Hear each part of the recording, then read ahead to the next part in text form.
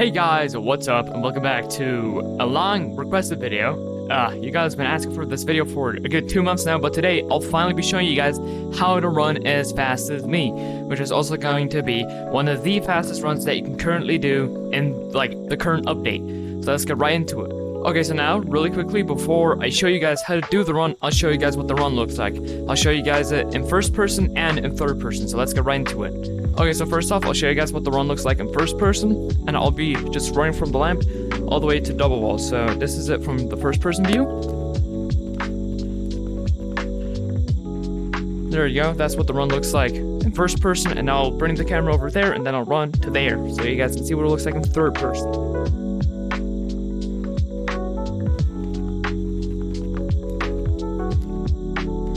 Okay, so now, since you guys know what the run looks like, I'll be showing you guys how to do it. Okay, so to do the run, you need to know these two. There's a lot of things that you really need to know to do this run correctly, but I'll start with the simple bits, which would first off be how to do the motion of the run. So, the motion of the run is actually pretty simple, in my opinion. With the front hand, basically all you do, first off, sorry, let me slow down a little bit. First off, your body, you don't want it to be pointing in this direction. So right now my belly is pointing in this direction, right? So this is not going to be good, because if you run like this, you're gonna have problems with moving your hands back and in front of your body. So this is as far back as I can bring my right hand without bending my elbow in. And with this hand, I can only go this, this is the maximum amount of rotation that I have. So what you're gonna do, instead of your body pointing this way, you're going to want to point 45 degrees, around about 45 degrees to the other side. So if you're doing the run with your right hand in front, like I am, you're gonna have your body pointing a bit to the left. If you're gonna do it with your left hand pointing in front, you're gonna have your body somewhat tilted to the right. So that out of the way, you're just gonna get into your, have your body in the right position where your body is pointing in this direction, but you're going to be running in this direction. So meaning you just look in this direction, my body's still pointing in this way, I'm looking here. So, first step to the run, which I'll be showing you guys the front end because it's really easy. You're just gonna have it extend in front of your body like this, right? Then you're just gonna come in like this. So, have it extend in front of your body like this. Then you're gonna come back as far as you can, and then right here you're gonna use your elbow to go as far back as possible, right? So that's your front hand, right? So it's just in front of your body, as far back as possible. Bring your body as far back as possible. Also, don't try and do circles for this motion. It's gonna feel awkward at first, but if you do circles like this, that's just gonna waste your time and might even throw off your rhythm, which I'll get into that later. But yeah, just try and have a flat motion. It can be somewhat circly like this, but not really big circles or anything like that. So that would be your front hand, which it's literally just in front of your body and back. Like this, basically. And then with just that front hand, if you do correctly, it should look like this. So what you're focusing on while doing this motion is lifting your body off of the ground while running. You can see that I'm somewhat bouncing up while running. So that's really important to focus on, because if you slide your body along the ground, there's going to be friction, which is going to make you slower by a decent bit. So, but for now, I'll show you guys your backhand, which in this case is going to be the left hand. So let's go right into that. So for the backhand, it's really easy. What I do is I do an L with my hand like this. I don't know why, it just feels nice. I can also do it without holding my buttons, but it's easier to have an L just for showing you guys. So what you're going to do, once you've come back right here, you're going to come across like this. Bring your hand down so that your thumb is into the ground. Then you go back and flick, right?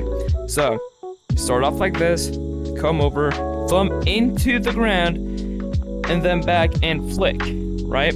Try and stay as flat to the floor as possible again. So like that. That's your backhand, right? And if you're doing it the opposite way around, I forgot to show you guys the front hand, but it's still the same. Here, it's still just come in front, thumb into the ground, back and flick. I don't do it that way, even though I am a left-handed person. I don't run with my left hand in front because I'm just more used to having my right hand in front. So yeah. Now, I'll get into some easy things, and then I'll get into some more complicated things. So, first off, now since you guys know the motion, you're gonna want to learn to do the motion with good rhythm. It doesn't have to be perfect rhythm, but as long as your rhythm is half decent, you're gonna go at half decent speed. So the better your rhythm, the faster you're gonna be. Also, depending on how the physics of your game are, you're gonna wanna have different rhythm. So, if you're really bouncy, like I am, like, for me, this update, it's really bouncy, I barely really have to try to jump far. What I have to do for my run is instead of hitting hard, I just have to move my arms fast. So, if you're bouncy, move your arms fast. But if you're more sticky, which I sadly can't show you because, like I already said, I'm really bouncy, you're going to want to hit harder. Because just moving your arms fast while you're sticking along the ground won't help you. You're going to look like you have tag freeze, and you're not going to go anywhere, really. So, make sure that you know how your game feels, which there is no really, like, any test for this. The only one that I could think of is just jumping at a wall, and if you just directly fall off of it, you're basically going to be pretty bouncy, and if you stick to it for a longer time, you're probably going to be stickier. I'm not too sure, honestly, how to check that, but yeah, that's one way of doing it. Also, another way that I could think of is checking if your body slides so here, not only your hands have, like, a type of physics of, like, how sticky they are compared to, like how much they stick to things, but also your body, which, of course, as you guys can see, I can't fall into the ground like this. Because if you were able to fall into the ground like that, that'd just be a problem, honestly. So what you can do is just go to a wall like this and hit off of it. And then, depending on how far you slide, you can also kind of guess how much you have to stay off the ground and how much you can, actually, kind of cheat the system. So, really back in the day, during the OG Fast Taggers, I have a YouTube short on it. You see me doing a run that's like this, right? And I didn't keep myself, my body off the ground because it was really slidey in that update. So it didn't really matter. I didn't have a lot of friction. But in, for example, the summer updates, where the game is usually really sticky, you're going to have to make sure that your body's off the ground because you're going to be sticky. So always remember that. Keep your body off the floor, depending on how much you stick to the floor. And if you're slidey, you don't really have to focus on it too much, but it's still better to just have your body off the ground. But now, we'll get into rhythm. Rhythm is really important for Gorilla Tag overall. Everything has a rhythm. But I'll just be showing you guys what I mean with rhythm and on grounds, because ground rhythm, in my opinion, is more the easiest one to learn. So when I talk about rhythm, I mean having same times, having the same time between each hit. So not just you hit once right here, you hit here, and then you randomly, during your moving this hand to hit again, you go in front with this one and hit again. Because that is bad rhythm. Good rhythm is you always hit with one hand at a time with equal times apart. Like I just did right there. That's what rhythm is. And just pure rhythm is already going to make you fast. You can just walk with good rhythm and you're going to be fast. Right? So having good rhythm is just important. So yeah, that's really important to know.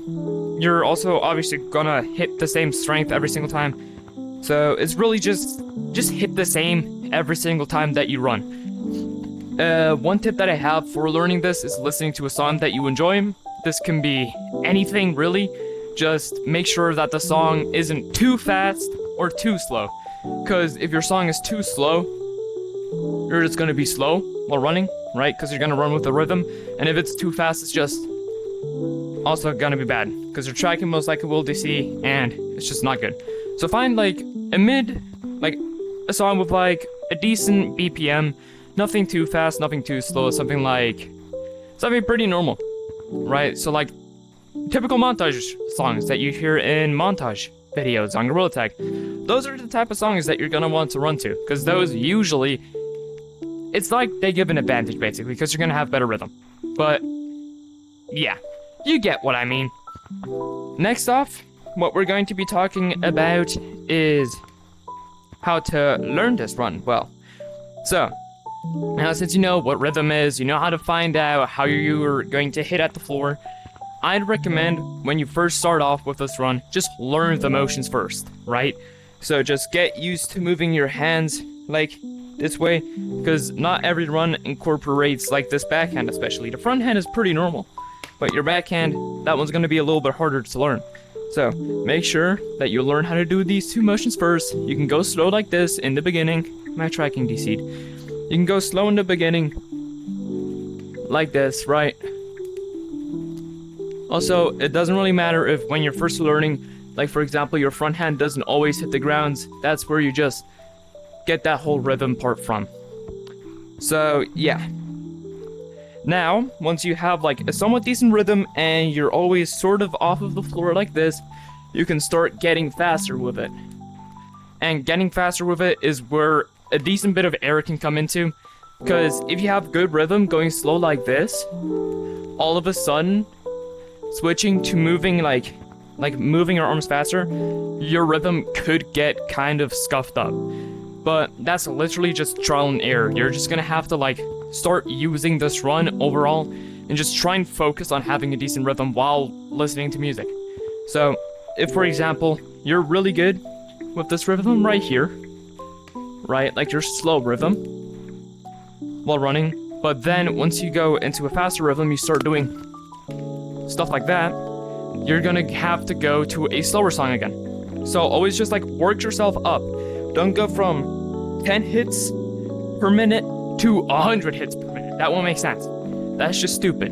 So always remember that. Start off slow, then get faster as you get better with it. So now, what I want to show you guys is, or explain to you guys, is what techs are, or techniques, however you want to say it. So, first off, I want to get this away.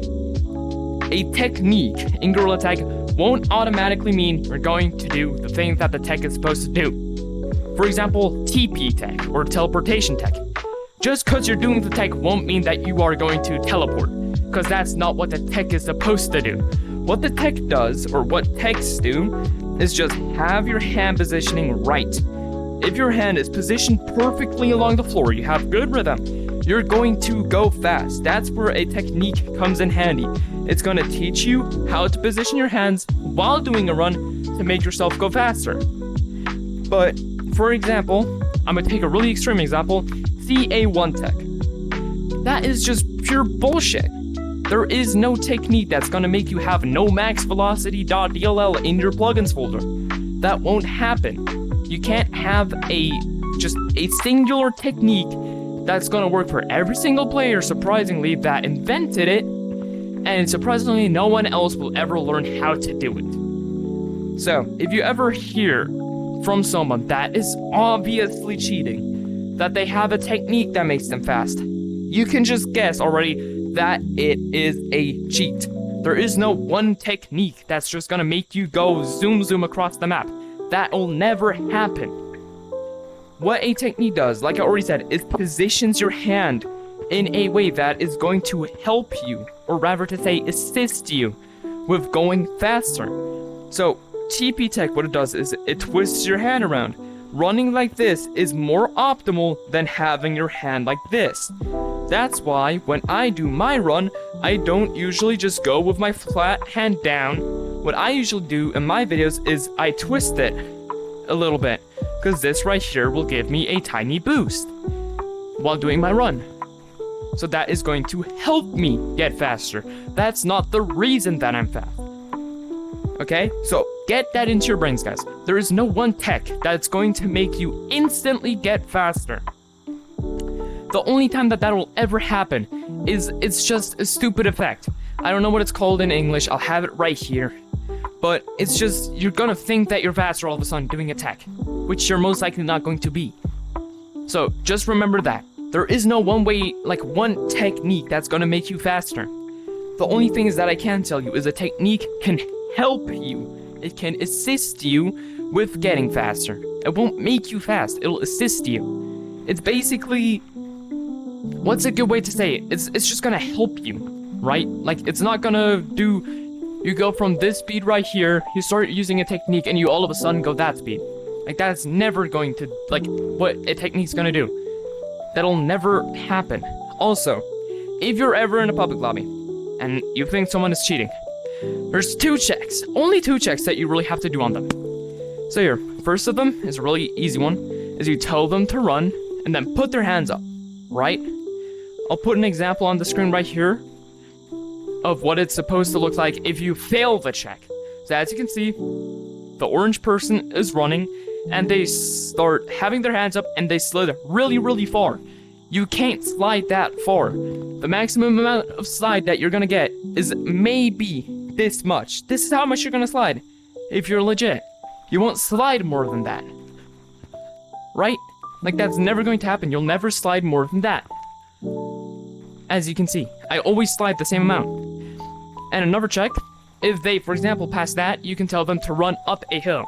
Because there's going to be two cases. Either they're going to use a pull mod, or they are going to be using a PSA mod. Because if they already passed this check right here, that could still mean that they're cheating. That's not, like, no check will completely 100% confirm that someone's, like, legit. Just because they passed the check.